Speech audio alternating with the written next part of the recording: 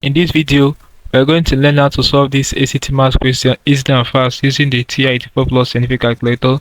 So the question says 5 cans of tomatoes cost $6.50.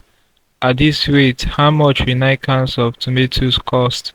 Alright, so guys, this question is very simple. You don't need to store any value.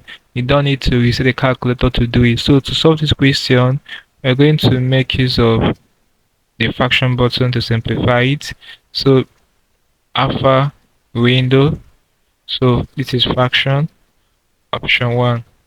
So now guys, if 5 cans of tomatoes cost $6.50, then 9 cans of tomatoes will cost, just do 9 times $6.50, alright, over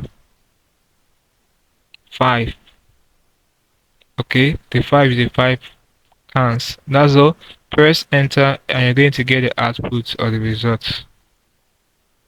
$11.7. So the correct option is what? Option G. This is basically how you can solve this kind of question. It's as simple as this. Hopefully something interesting from this video. Alright, so let's call it a class here, guys. Basically, when you have this kind of question, just use this expression and solve it.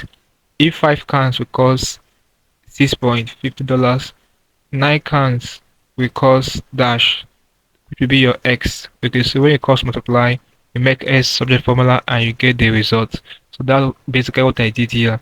Hope there's something interesting from this video. Let's get the video, guys. If you're new to my channel, ensure you hit the subscribe button now to subscribe to this channel for more of my videos. Also like, share and comment on this video to tell me how you feel for what I learned from this video. If you seem to have any specific questions to ask regarding what I have explained in this video, feel free to leave your question in the comment section below and I'll be sure to give you a response.